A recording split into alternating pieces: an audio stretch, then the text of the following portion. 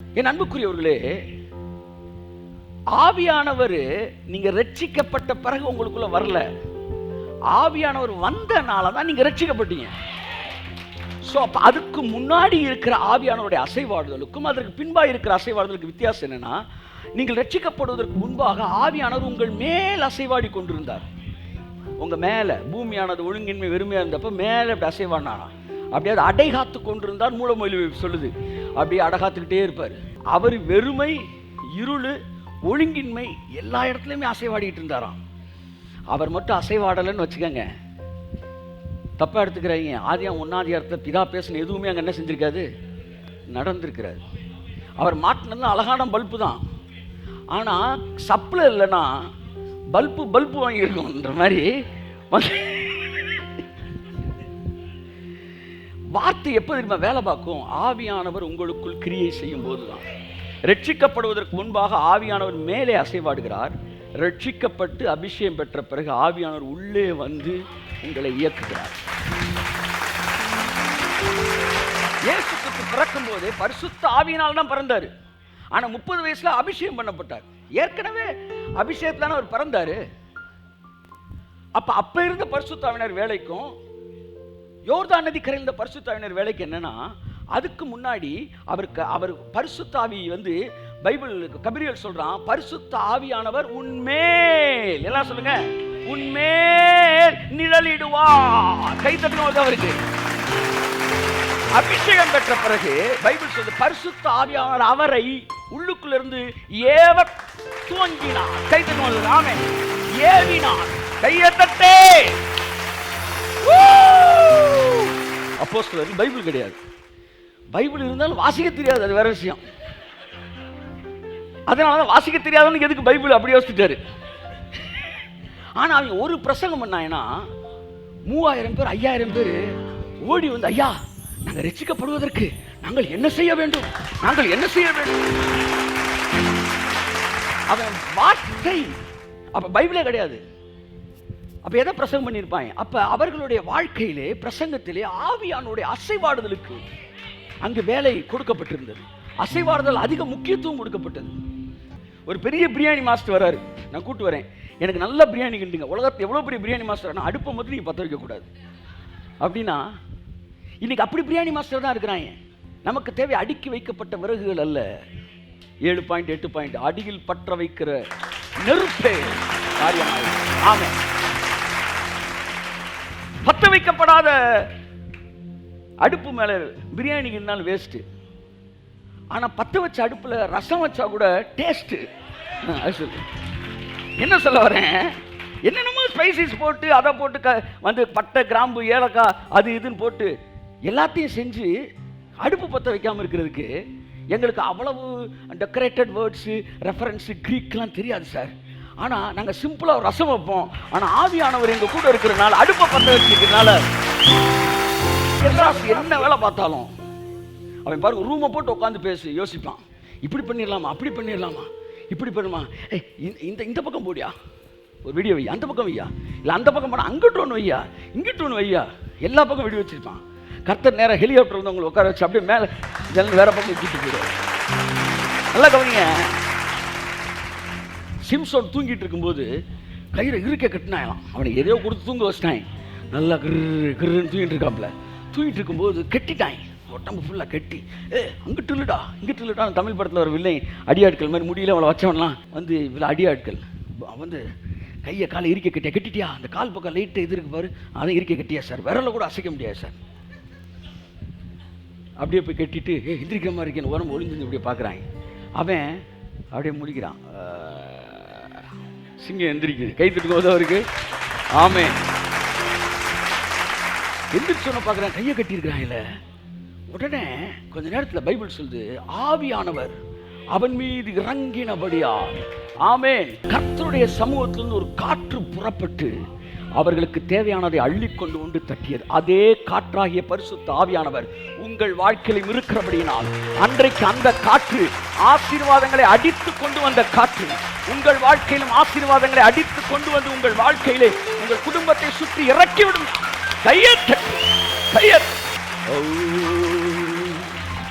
பெரிய பண தேவை இருக்கலாம், உன்னை எல்லார் கையில் நன்கொடை ரசீது அடித்து கொடுத்து அப்படியே போய் காடையை பிறக்குங்கடா 400 பேர் இருக்கீங்க, 4க்கு ஒரு நன்கொடை, அது என்னது அந்த புக்கு, ஆமாம் டொனேஷன் புக்கை கொடுத்து போய் ஆலயத்தை கட்டுறதுக்கு வாங்கிட்டு வாங்க. நம்மளை வந்து தேவன் அப்படி சொல்லலை, போய் காடையை பொறுக்குங்கலாம் சொல்ல. நீ பாட்டுக்கு உட்கார்ந்த இடத்துல இருந்து ஆட்கொண்டு எங்களை ஆனலாக்கும்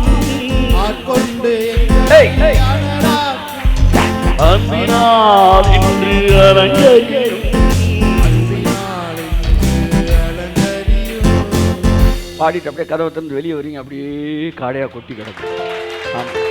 அப்போஸ்தலர் 2ஆம் அதிகாரம் 2ஆம் வசனம், ஆவியானவர் காற்றுக்கு ஒப்புமையாக இருக்கிறார் என்பதை நான் சொல்லி அந்த காற்று செய்கிற ஒரு 6-5 காரியங்களை ஒரு இடத்தில் பேச விரும்புகிறேன். அப்போஸ்தலர் 2:2. அப்பொழுது பலத்த காற்று அடிக்கிற முழக்கம் போல வானத்திலிருந்து சடுதியாய் ஒரு முழக்கம் உண்டாகி அவர்கள் உட்கார்ந்திருந்த வீடு முழுவதையும் நிரப்பிற்று. அல்லாமலும் அக்கினிமயமான நாவுகளை போல பிரிந்திருக்கும் நாவுகள் அவர்களுக்கு காணப்பட்டு, ஒரு பெரும் காற்று அடிக்கிற முழக்கம் போல ஒரு முழக்கம். அந்த முழக்கம் சவுண்டு எப்படி இருந்துச்சுன்னா அப்படியே அந்த சவுண்டு வந்து ஏர் சவுண்டு, அந்த விண்டு சவுண்டு அப்படியே அடிக்கிற மாதிரி பெரிய முழக்கம் போல ஒரு முழக்கம். These all are the signs of the Holy Spirit. ஆவியானவர் இதுக்குடைய சிம்பல். இதெல்லாம் ஒரு தடவை கர்த்தர் என்கிட்ட கேட்டார், தம்பி ஒரு இடம் உட்காந்தா வேர்த்துரும், சொல்லுங்க வேர்த்துரும், வந்து 2 நிமிஷம் எக்ஸ்டெண்ட் பண்ணால் தொப்பையாக நனைஞ்சிருவேன், 5 நிமிஷம் இருந்தால் வேர்வையில் குளிச்சிருவேன். அந்த மாதிரி ஒரு இடத்துல உன் ஜனங்களை உட்கார வச்சு நீ ஒரு 1 மணி நேரம் பிரசங்கம் பண்ணால் எப்படியா இருக்கும்னு கேட்டார். அதுக்கப்புறம் இவங்களை துவைச்சு காயத்தான் போடணும் அந்த அளவுக்கு வந்து, ஏன்னா நான் பேசுகிற எந்த செய்தியுமே அவன் காதுக்குள்ளே போகாது. ஏன்னா காற்றே இல்லை, ப்ரீத் பண்ணுறதுக்கு காற்றே இல்லை. எல்லாம் சொல்லுங்கள், காற்றே இல்லாதப்ப நீ 7வது பாயிண்ட் என்ன 8வது பாயிண்ட் என்ன, இங்கே ப்ரீத் பண்ணவே முடியலப்பா, வேர்த்து ஊற்றுது, ஐ ஃபீல் டிஸ்கம்ஃபர்ட். யா அது எப்படி இருக்குமோ கர்த்தர் என்ன சொன்னார், அப்படித்தான் என் ப்ரெசன்ஸ் இல்லாமல் நீ பண்ணுற பிரசங்கம் எல்லாம் ஜனங்கள் காற்று இல்லாமல் கேட்குற ஒரு ஃபீல் தான் உனக்கு இருக்கும். அதே ஆளை கூட்டிகிட்டு போய் உட்கார வச்சுட்டு ஏசியை போட்டு விட்டு ஃபேனை போட்டு விட்டு கும்முன்னு கம்ஃபர்ட்டாக உட்கார வச்சா நீ 15 பாயிண்ட் பேசணும். சொல்லுங்கள் சார், 100 பாயிண்ட் சொல்லுங்கள் சார், அதுக்குள்ளே நிப்பாட்டிட்டீங்க. ஏன் சார் கேட்டுக்கிட்டே இருக்கணும் போல இருக்குன்னா, அங்கே ஆவியானவர் காற்று அடிச்சுக்கிட்டே. நம்பர் 1, இந்த காற்று என்ன செய்யுதுன்னா, எப்படி இஸ்ரவேல் ஜனங்களுக்கான காடைகளை கொண்டு வந்து அடித்து கொண்டு வந்து அவர்கள் பாளையத்தில் கொட்டியதோ, அப்படி உங்கள் வாழ்க்கையிலே உங்களுக்கு வேலை செய்கிற பரிசுத்த ஆவியானவர் உங்களுக்கான ஆசீர்வாதங்களை அள்ளி கொண்டு வந்து அடித்து கொண்டு வந்து, எல்லாம் சொல்லுங்க, அடித்து கொண்டு வந்து உங்கள் பாளையத்தை நிரப்புவார். சரி, எத்தனை பேர் உங்க வாழ்க்கை இப்படி நீங்க கேட்டுக்கிட்டு ஆசீர்வாதம் நீங்க இருக்கிற இடத்துக்கு வரணும்னு நினைக்கிறீங்க? நீங்க செய்ய வேண்டிய என்ன தெரியுமா, வந்து எங்கெங்கயோ ஓடுறதுல உபவாச ஜெபம் அது இதுன்னு போயிட்டு அப்படி ஆண்டவரே எப்படியாச்சும் ஆசீர்வதிச்சு அங்கே எப்படியாச்சும் என்னடா நீ கையில் காசு இல்லாத நேரத்தில் வந்திருக்கேப்பா அப்படின்ற மாதிரி வந்து கிடையாது. நீங்கள் செய்ய வேண்டிய வேலையெல்லாம் வந்து உட்காந்து ஆட்கொண்டு எங்களை ஆவியானவர் அப்படியே எதிர்பார்ப்பார்.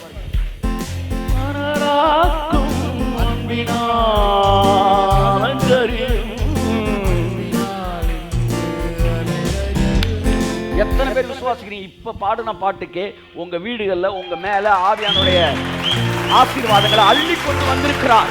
அன்றைக்கு இது நடக்கும் என்றால் இன்றைக்கு இது நடக்கும்.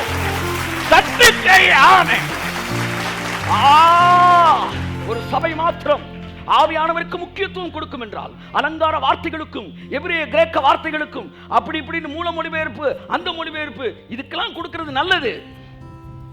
இதெல்லாம் விட ஆவியானவருடைய அசைவாடுதலுக்கு Kaiyathattu, அசைவாடுதலுக்கு, to the moving of the Holy Spirit, to the move of the Holy Spirit, அதற்கு ஒரு சபை இடம் கொடுக்கும் என்றால் கூடிய விரைவிலே வெகு சீக்கிரத்திலே அந்த சபை காடைகளை அடித்துக் கொண்டு வந்து ஆவியானவர் ஆத்துமாக்களை அடித்துக் கொண்டு வந்து கொட்டுவார்.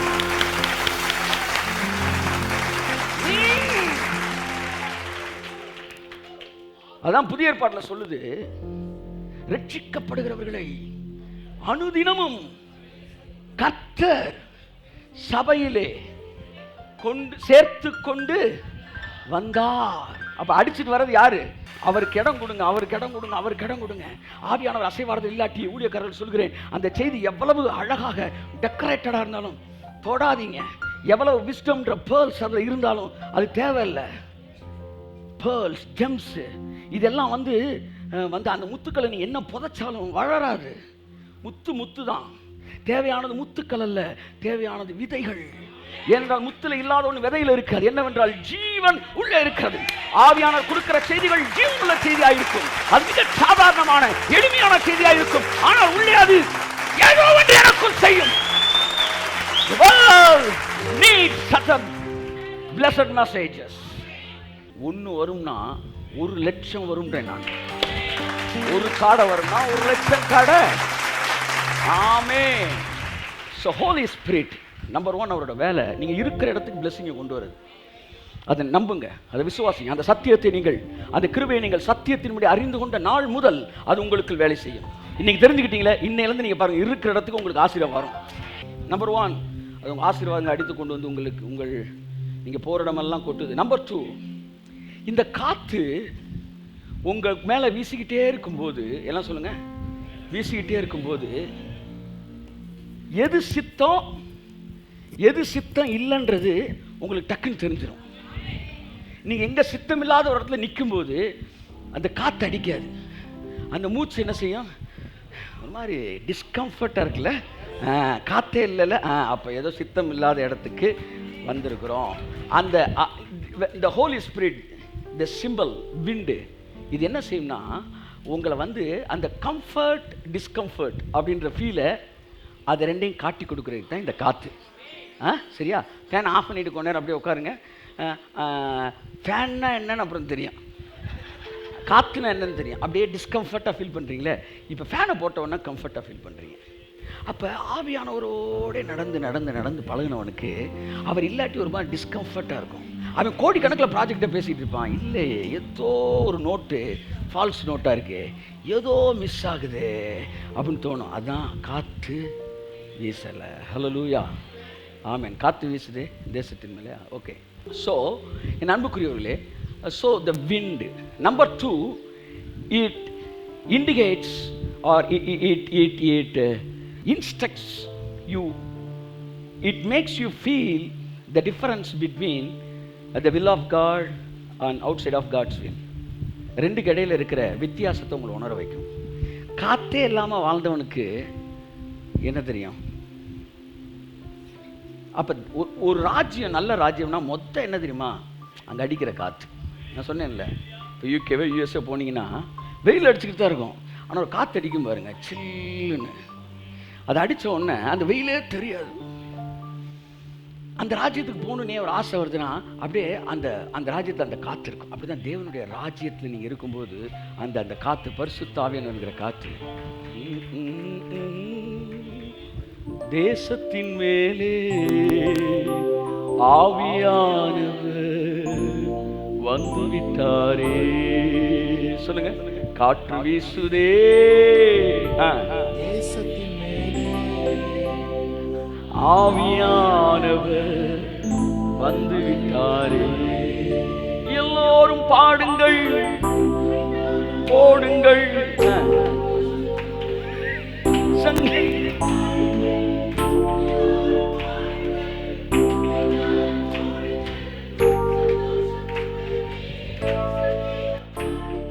காற்று வீசுதே தேசத்தின் மேலே ஆவியானவர் வந்து விட்டாரே. காற்று வீசுதே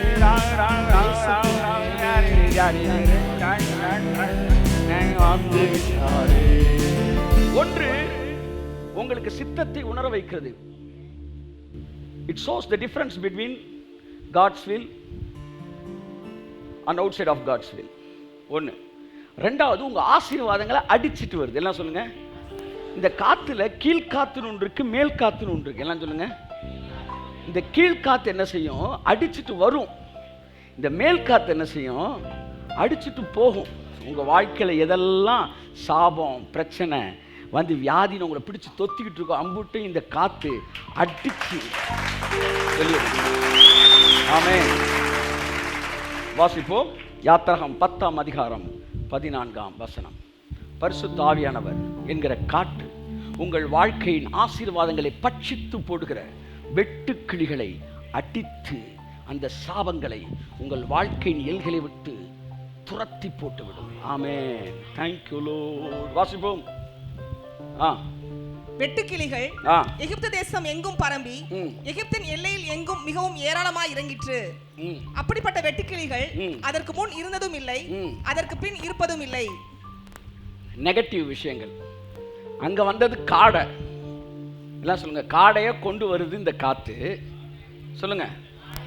இங்க வெட்டுக்கிளி. வெட்டுக்கிளி என்ன செய்யுமா? இவங்களுடைய நிலத்தில் இருக்கிற எல்லாத்தையும் என்ன செஞ்சிருமா? பட்சித்துரும். டிஸ்கவரியில் போய் பார்த்தீங்கன்னா ஒரு 500 ஏக்கர் 1000 ஏக்கர் அப்படியே வந்து வயல்வெளியில் அந்த விளைச்சலை அப்படியே வெட்டுக்கிளி ஜஞ்சர ஜஞ்சர ஜஞ்சன் பறந்து வரும். பறந்து வரும்போது சில நேரம் மேகம் மாதிரி இருக்குமா, அவ்வளோ கூட்டமாக வருமா. வந்துச்சுன்னா அந்த நிழலே வந்து சூரியனே மறைக்கிற மாதிரி நிழல் வருமா. வந்து அப்படியே வந்து 500 ஏக்கர் உட்காருமா. சக் உட்காந்தோடனே அவ்வளோதான், ஜான் எந்திரிச்சு போயிடும். பார்த்தா 500 ஏக்கர் காலியாக கிடக்கும். It is a curse. கஷ்டப்பட்டு நீ சம்பாதிச்சதை ஒரு செகண்டில் ஒரு வியாதி, ஒரு மருத்துவம், ஒரு கேஸு சொல்லி ஒரு செகண்ட் 10 லட்ச ரூபா 20 லட்ச ரூபாய் வருஷம் ஃபுல்லாக சம்பாதிச்சிருப்பார். ஒரு வியாதி ஒரு செகண்டில் தொடச்சிட்டு போயிருப்பார். இது ஒரு சாபக்கேடு. ஒரு நஷ்டம் தொடச்சிட்டு போகுது. இது ஒரு சாபக்கேடு. இந்த சாபக்கேடு நம்முடைய எல்லைக்குள் இருக்க கூடாது. இன்று முதல் இருக்க முடியாது. கை தட்டுங்க. இந்த வெட்டுக்கிளிகள் எகிப்து தேசத்தை பட்சிக்கும்படி கடந்து வந்தது. இப்ப பார்வோன் மனந்திருந்துட்டான். மனந்திருந்த மாதிரி ஆக்டிங் கொடுத்துட்டான். என்ன பண்ணிட்டான்? கடினமான இருதயம் அவனுக்கு. அடிக்கடி மனந்திருந்து அப்படி மாறிட்டே இருப்பான். என்ன செஞ்சுட்டான்? தெரியாம செஞ்சுட்டேன் சார் அப்படின்னு உடனே திரும்ப இந்த வெட்டுக்கிளி எப்படி வெளியே கொண்டு போறது? சார் ப்ராப்ளத்தை சொன்னீங்க, சொல்யூஷன் சொல்லாமல் போயிட்டீங்க, திரும்ப எப்படி வெளியே போகிறது? அதை பற்றி நீ ஏன்டா கவலைப்படுற? நீ ஒவ்வொரு வெட்டுக்கிளியாக பிடிச்சி வெளியே போட வேண்டிய அவசியமே இல்லை.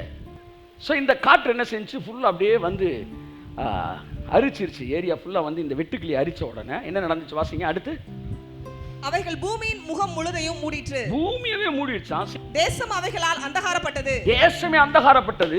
கல்மலைக்கு தப்பி இருந்த நிலத்தின் பயிர் வகைகள் யாவையும் மரங்களின் கனிகள் யாவையும் அவைகள் பட்சித்து போட்டது. அடுத்து எகிப்து தேசம் எங்கும் உள்ள மரங்களிலும் ஒரு பச்சிலையும் மீதியாய் இருக்கவில்லை. ஒண்ணு கூட விடாம அரிச்சிருச்சு. உங்களுடைய வருமானத்தை 2 மடங்காக்குகிறேன் சொல்லி உங்களுக்கு விடுவாங்க. பேங்க்ல 14 லட்ச ரூபாய் போடுறோம் இதெல்லாம் சொல்லுவாங்க. ரூபா இருக்காப்பா 2 மடங்காக்குகிறேன் அப்படின்னு சொல்லிட்டு அது எப்படி போட்டிருக்கேன் வாட்ஸ்அப்பில். ஒருத்தர் சொல்கிற ஜி, ஏதோ ஒரு ஜி சொல்கிறப்பில் இப்படி கொண்டு வந்து அப்படி கிரீம் சொல்லிட்டு டக்குன்னு அதை 2 பிளேட்டை வச்சுட்டு இதோ 2 மடங்கு ஆகிட்டேன் அப்படின்னு. ஒரு பச்சிலையுமே விட்டு வைக்காமல் கம்ப்ளீட்டாக காலி பண்ணிடுச்சு. இது ஒரு கர்ஸ். நம்ம கஷ்டப்பட்டு சேர்த்ததெல்லாம் பிசாசு கை வைக்கும் போது சாபமாய் மாறுகிறது. அப்போ என்ன நடக்குது? இந்த சாபம் எகிப்து தேசத்தில் வந்தப்ப மோசே தேவனை நோக்கி வேண்டிக் கொண்ட போது என்னதான் வந்துச்சு? வாசிங்க.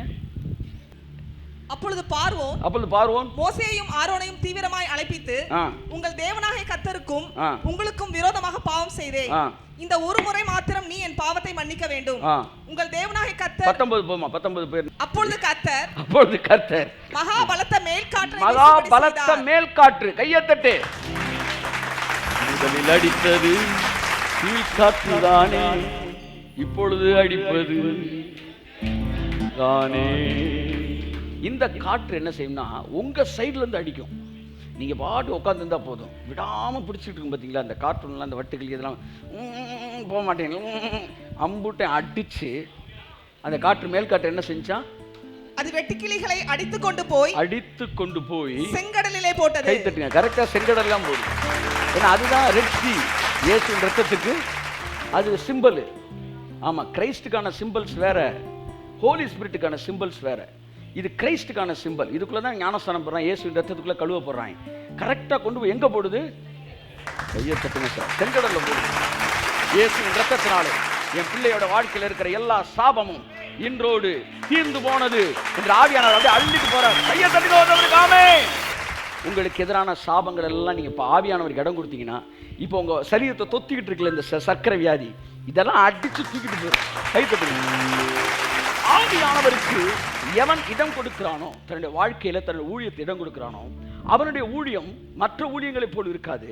இதோ உன்னை போரடிக்கிறதற்கு புதிதும் கூர்மையும் உள்ள பற்களுள்ள எந்திரமாக்குவேன், நீ மலைகளை மிதித்து நொறுக்கி குன்றுகளை பதற்கோப்பாக்கி விடுவாய் என்கிற வார்த்தையின் அர்த்தம் என்னவென்றால், யாரெல்லாம் ஆவியானவருக்கு அதிக முக்கியத்துவம் கொடுக்குறாங்களோ அவங்களுடைய ஊழியம் வந்து மற்ற ஊழியங்களை விட, யாரோட குடும்பம் எல்லாம் ஆவியானவருக்கு முக்கியத்துவம் கொடுக்குதோ, யாரெல்லாம் ஆவியானவருக்கு முக்கியத்துவம் கொடுக்குறாங்க அவங்க புதிதும் கூர்மையுமான பற்களுள்ள எந்திரமா.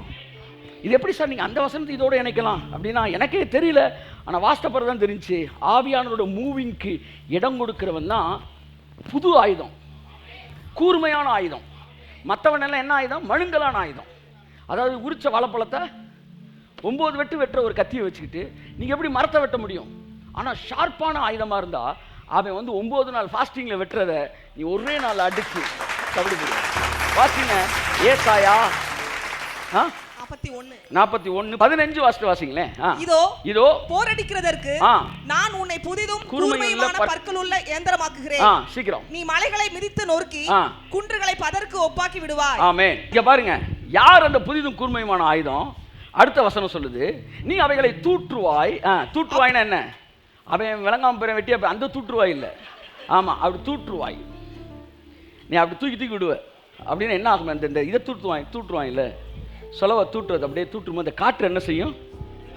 அந்த கையை தட்டுங்க சார். ஆமென்.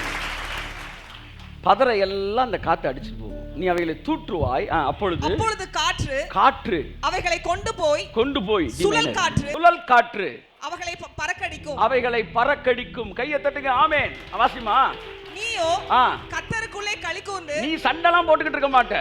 நீ வந்து கர்த்தருக்குள் களி கூர்ந்து இஸ்ரவேலின் பரிசுத்தருக்குள்ளே மேன்மை பாராட்டிக் கொண்டே இருப்பாய். சுழல் காற்று கடந்து வந்து உன் வாழ்க்கையில் இருக்கிற எல்லா பதரையும் எல்லா வியாதியையும் அடித்துக் கொண்டு போகும். ஆமென். காற்று என்ன செய்து? சுழல் காற்று என்ன? சுழல் காற்று போனா என்னங்க செய்யும் சொல்லுங்க? குப்பையை ஃபுல்லா அடிச்சுட்டு போகும். அந்த ஏரியாவில் இருக்க குப்பெல்லாம். அப்போ நீயோ தேவனாய் கர்த்தருக்குள்ளே மேன்மை பாராட்டிக்கிட்டே இருப்ப. நீ வந்து எனக்காக எதை மேன்மை பாராட்டுவ? நாங்களோ சிலுவையை குறித்து அல்லாமல் வேறொன்றையும் குறித்து மேன்மை பாராட்ட மாட்டோம். நீ செய்ய வேண்டியதெல்லாம் அவர் எனக்காக எல்லாத்தையும் செஞ்சு முடிச்சுட்டாரு என்று மேன்மை பாராட்ட அப்படியே ஒரு சுழல் காத்து வரும் பாருங்க. The anointing of the Holy Spirit. ஆமென். பரிசுத்த ஆவியானவருடைய அபிஷேகத்தோடு இணைக்கப்பட்ட மனிதனாய் வாழுங்கள். இயற்கைக்கு அப்பாற்பட்ட காரியங்கள், இந்த வேதத்தில் நிகழ்ந்த இயற்கைக்கு அப்பாற்பட்ட காரியங்கள், ஆதியிலும் மேன்மையான காரியங்கள் என்னுடைய வாழ்க்கையிலும் உன்னுடைய வாழ்க்கையிலும் மிக சாதாரணமாக இன்று முதல் நடக்க ஆரம்பிக்கும். இந்த காத்து இஸ்ரவேல் ஜனங்கள் வாழ்க்கையில் எவ்வளவு வேலை பார்த்துட்டு பாருங்க. வேண்டாததெல்லாம் அடிச்சுட்டு போகுது, வேண்டியதெல்லாம் அடிச்சுட்டு வருது. ஆமா, இந்த செங்கடலுக்கு முன்னாடி போய் நின்னப்ப பின்னாடி பார்வோன் விரட்டிட்டு வரான். முன்னாடி செங்கடல், பின்னாடி பார்வோன். அப்ப இந்த ஜனங்கள் என்ன செய்கிறார்கள்? நல்லா இருக்கு அந்த சீன், வாசிங்க. யாத்ராகமம் 14ஆம் அதிகாரம் 8 வாசிங்க. கர்த்தர் எகிப்தின் ராஜாவாகிய பார்வோனின் இருதயத்தை கடினப்படுத்தினார். அவன் இஸ்ரவேல் புத்திரரை பின்தொடர்ந்தான். இஸ்ரவேல் புத்திரர் பலத்த கையுடன் புறப்பட்டு போனார்கள். பாத்தீங்களா? இஸ்ரவேல் புத்திரர் நல்ல ஆசீர்வாதத்தோட பார்வோனை கடினப்படுத்தினார். எல்லாம் சொல்லுங்க. தேவன் ஏன் பார்வோன் இருதயத்தை கடினப்படுத்தினார்? பின்பு எதற்காக ஒரு குற்றம் கண்டுபிடிக்கிறார்? கடினப்படுத்துறனா, டே மாப்பிள்ள விடாவிடாமையில விரட்டுறா அப்படி சொல்லல. அவரு வேற ஒன்ன நன்மையா செஞ்சாரு, அது அவனை கடினப்படுத்திடுச்சு. அப்ப என்ன செய்யறாரு? வந்து அவன் வந்து இருதய கடினமாகி விரட்டுறான் இவங்களை கொல்றதுக்கு. அப்ப வாசிக்க 10ஆம் வசனம். பார்வோன் சமீபித்து வருகிற போது இஸ்ரவேல் புத்திரர் தங்கள் கண்களை ஏறெடுத்து பார்த்து எகிப்தியர் தங்களுக்கு பின்னே வருகிறதை கண்டு மிகவும் பயந்தார்கள். வாசிங்க. அப்பொழுது இஸ்ரவேல் புத்திரர் கர்த்தரை நோக்கி கூப்பிட்டார்கள். அன்றியும் அவர்கள் முக்கியமான வார்த்தை கர்த்தரை நோக்கி கூப்பிட்டார்கள். எல்லாம் சொல்லுங்க. அன்றியும் சொல்லுங்க. அதான் மேட்ரு. ஜெபத்தை பண்ணிட்டான், கர்த்தரை நோக்கி கூப்பிட்டார்கள், அன்றியும் மோசையை நோக்கி முறுமுறுத்தார்கள்.